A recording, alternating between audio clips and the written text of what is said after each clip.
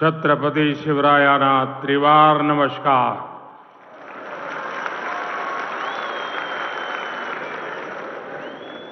महाराष्ट्र के राज्यपाल श्रीमान रमेश बैस जी, यहाँ के कर्मठ मुख्यमंत्री श्रीमान एकनाथ शिंदे जी, उप मुख्यमंत्री देवेंद्र जी, अजीत जी, केंद्र और राज्य सरकार के मंत्रीगण,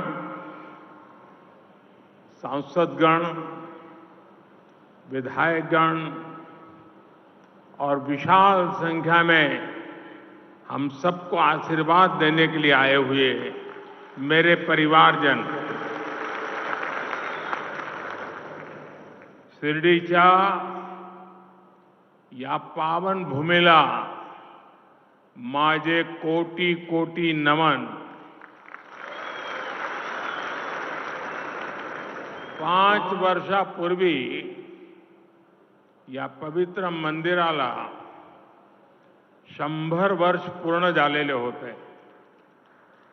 तेव्हा मला साई दर्शनाची संधी मिळाली होती। आज यहां साईं बाबा के आशीर्वाद से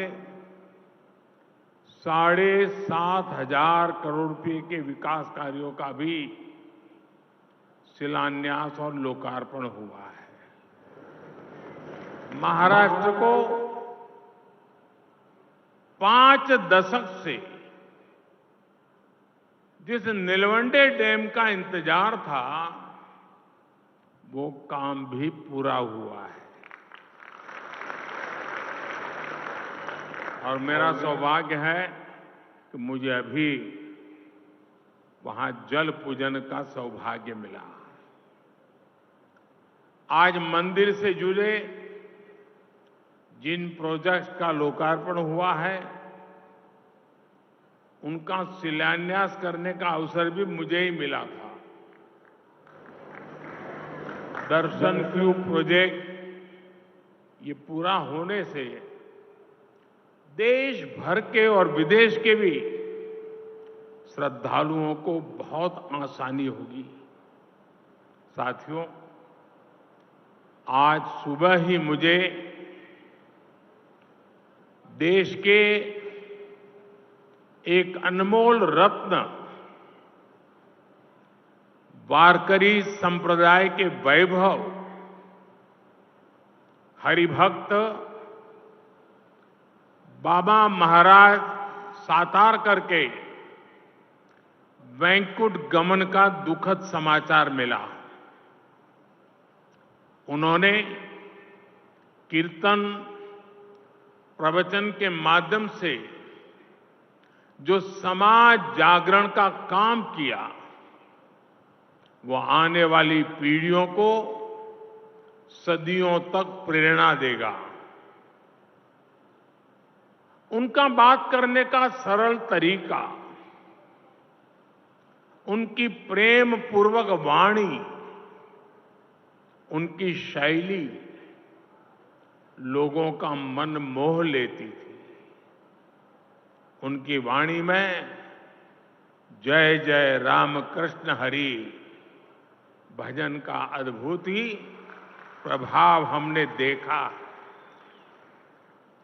मैं बाबा महाराज सातारकर जी को भावभीनी श्रद्धांजलि अर्पण करता हूं। मेरे परिवारजनों, देश को गरीबी से मुक्ति मिले, गरीब से गरीब परिवार को आगे बढ़ने का अवसर मिले, यही सच्चा सामाजिक न्याय है। हमारी सरकार सबका साथ, सबका विकास के मंत्र पर चलती है। हमारी डबल इंजन सरकार की सर्वोच्च प्राथमिकता गरीब कल्याण है। आज जब देश की अर्थव्यवस्था बढ़ रही है तो गरीब कल्याण के लिए सरकार का बजट भी बढ़ रहा है। आज महाराष्ट्र में 1,10,00,000 आयुष्मान कार्ड दिए जा रहे हैं। ऐसे सभी कार्ड धारकों को 5 लाख रुपए के मुफ्त इलाज की गारंटी है। आयुष्मान भारत योजना के तहत गरीबों को मुफ्त इलाज देने के देश ने 70,000 करोड़ रुपए खर्च किए हैं। गरीबों को मुफ्त राशन की योजना पर भी देश 4 लाख करोड़ रुपए से ज्यादा खर्च कर चुका है। गरीबों के घर बनाने के लिए भी सरकार ने 4 लाख करोड़ रुपए खर्च किए हैं। ये भी 2014 से पहले के 10 वर्षों की तुलना में करीब 6 गुना अधिक है। हर घर जल पहुंचाने के लिए भी अब तक करीब 2 लाख करोड़ रुपए खर्च किए जा चुके हैं। पीएम स्वनिधि योजना के जरिए रेहड़ी, ठेले, फुटपाथ पर दुकान लगाने वाले साथियों को हजारों रुपए की मदद मिल रही है। अभी सरकार ने एक और नई योजना शुरू की है, पीएम विश्वकर्मा। इससे सुथार, सुनार, कुम्हार, मूर्तिकार ऐसे लाखों परिवारों को पहली बार सरकार से मदद सुनिश्चित हुई है। इस योजना पर भी 13,000 करोड़ रुपए से ज्यादा खर्च किए जा रहे हैं। अभी मैं सारे इतने आंकड़े बता रहा हूं, लाखों करोड़ों के आंकड़े बता रहा हूं। 2014 के पहले भी आप आंकड़े सुनते थे, लेकिन वो आंकड़े क्या होते थे? इतने लाख का भ्रष्टाचार, इतने करोड़ का भ्रष्टाचार, इतने लाख करोड़ का घपला। अब क्या हो रहा है? इतने लाख करोड़ इस काम के लिए खर्च किए गए, इतने लाख करोड़ इस काम के लिए। मेरे परिवारजनों, आज के कार्यक्रम में बड़ी संख्या में हमारे शेतकरी साथी भी मौजूद हैं। मैं सबसे पहले उन बालिकाओं को बहुत बहुत अभिनंदन करता हूं जिन्होंने अभी हमारे सामने हमारे शेतकरी समाज को संदेश देने के लिए धरती कहे पुकार का एक बहुत अच्छी नाटिका प्रस्तुत की। आप जरूर उसमें से संदेश लेकर के जाएंगे। मैं उन सभी बेटियों को बहुत बहुत बधाई देता हूं।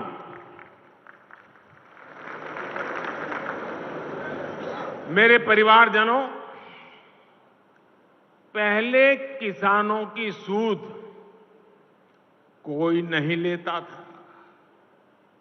हमने पीएम किसान सम्मान निधि इन मेरे शेतकरी भाई बहनों के लिए शुरू की। इसकी मदद से देश भर के करोड़ों छोटे किसानों को 2,60,000 करोड़ रुपए दिए गए हैं। यहां महाराष्ट्र के छोटे किसानों के बैंक खातों में भी सीधे 26,000 करोड़ रुपए ट्रांसफर हुए हैं।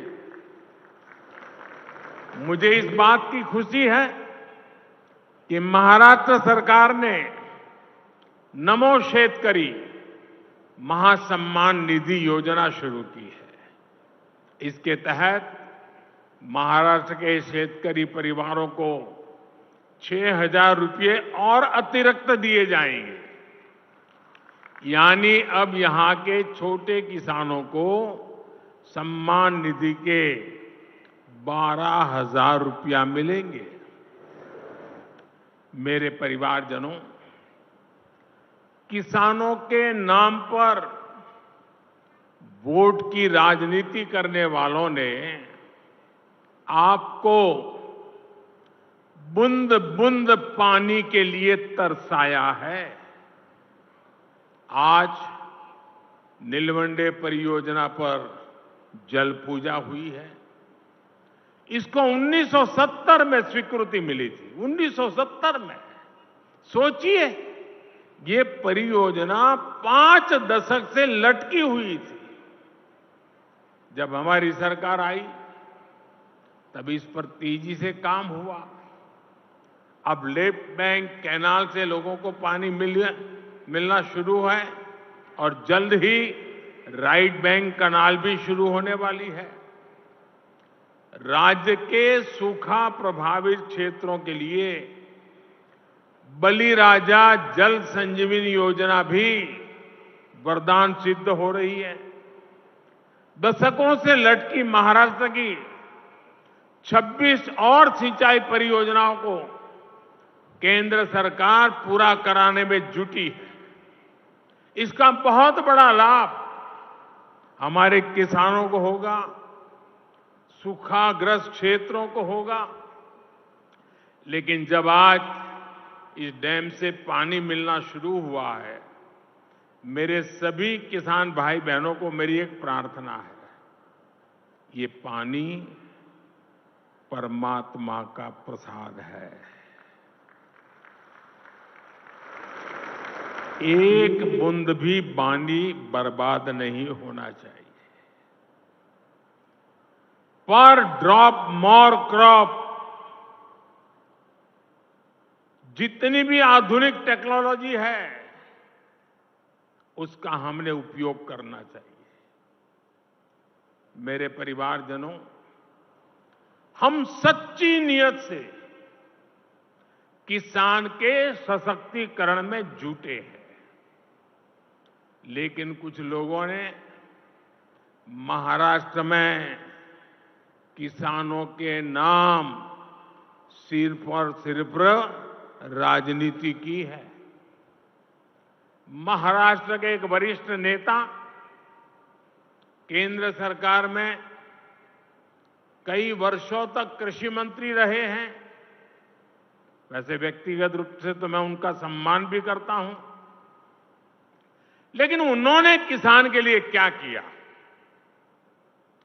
7 साल के अपने कार्यकाल में उन्होंने देश भर के किसानों से सिर्फ, यह आंकड़ा याद रखना, 7 साल में देश भर के किसानों से सिर्फ 3.5 लाख करोड़ रुपए का एमएसपी पर अनाज खरीदा।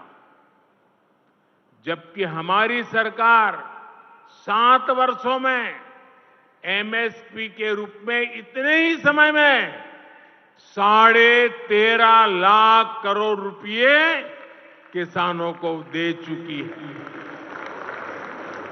2014 से पहले दलहन और तिलहन ये किसानों को सिर्फ 500-600 करोड़ रुपए की खरीद एमएसपी पर होती थी। 500-600 करोड़। जबकि हमारी सरकार 1,15,000 करोड़ रुपए से ज्यादा दलहन और तिलहन किसानों के बैंक खातों में दे चुकी है। जब वे कृषि मंत्री थे तब किसानों को अपने पैसे के लिए भी बिचौलियों के भरोसे रहना पड़ता था। महीनों महीनों तक किसानों को पेमेंट नहीं होती थी। हमारी सरकार ने एमएसपी का पैसा डायरेक्ट किसान के बैंक खाते में भेजने का प्रबंध किया है। साथियों, हाल में रबी फसलों के लिए एमएसपी की घोषणा की गई है। चने के एमएसपी में 105 रुपये, गेहूं और कुसुम के एमएसपी में 150 रुपये की बढ़ोतरी की गई है। इससे महाराष्ट्र के हमारे शेतकारी साथियों को बहुत लाभ होगा। गन्ना किसानों के हितों का भी हम पूरा ध्यान रख रहे हैं। गन्ने का मूल्य 315 रुपये प्रति क्विंटल किया जा चुका है। बीते 9 साल में करीब 70,000 करोड़ रुपए का इथेनॉल खरीदा गया है। ये पैसा भी गन्ना किसानों तक पहुंचा है। गन्ना किसानों को समय पर भुगतान हो, इसके लिए चीनी मिलों, सहकारी समितियों के लिए हजारों करोड़ रुपए की मदद दी गई है। मेरे परिवारजनों, हमारी सरकार सहकारिता आंदोलन को सशक्त करने का काम भी कर रही है। देश भर में 2 लाख से अधिक सहकारी समितियां बनाई जा रही हैं। देश के किसानों को भंडारण की, कोल्ड स्टोरेज की अधिक सुविधाएं मिले, इसके लिए भी सहकारी समितियों को, पैक्स को मदद दी जा रही है। छोटे किसानों को एफपीओस यानी किसान उत्पादक संघों के माध्यम से संगठित किया जा रहा है। सरकार के प्रयास से अभी तक देश भर में 7,500 से अधिक एफपीओ भी बन चुके हैं। मेरे परिवारजनों, महाराष्ट्र अपार सामर्थ्य और अनगिनत संभावनाओं का केंद्र रहा है। जितना तेज महाराष्ट्र का विकास होगा, उतनी ही तेजी से भारत विकसित होगा। कुछ महीनों पहले मुझे मुंबई और शिरडी को कनेक्ट करने वाली वंदे भारत ट्रेन को हरी झंडी दिखाने का अवसर मिला था। महाराष्ट्र में रेलवे के विस्तार का ये सिलसिला लगातार जारी है। जलगांव से भुसावल के बीच तीसरी और चौथी रेल लाइन शुरू होने, मुंबई हावड़ा रेल रूट पर आवाजाही आसान होगी। इसी तरह सोलापुर से बोरगांव तक 4 लेन रोड के निर्माण से पूरे कोंकण क्षेत्र की कनेक्टिविटी बेहतर होगी। इससे उद्योगों को तो फायदा होगा ही, गन्ना, अंगूर और हल्दी किसानों को भी लाभ होगा। ये कनेक्टिविटी सिर्फ ट्रांसपोर्ट का नहीं, बल्कि प्रगति और सामाजिक विकास का भी नया रास्ता बनाएगी। एक बार फिर आप इतनी बड़ी तादाद में आशीर्वाद देने आए, मैं हृदय से आप सबका बहुत बहुत आभार व्यक्त करता हूं। और आओ हम मिलकर के 2047 जब आजादी के 100 साल होंगे, दुनिया में भारत का नाम विकसित भारत के रूप में होगा। ये संकल्प लेकर के चले। बहुत बहुत धन्यवाद।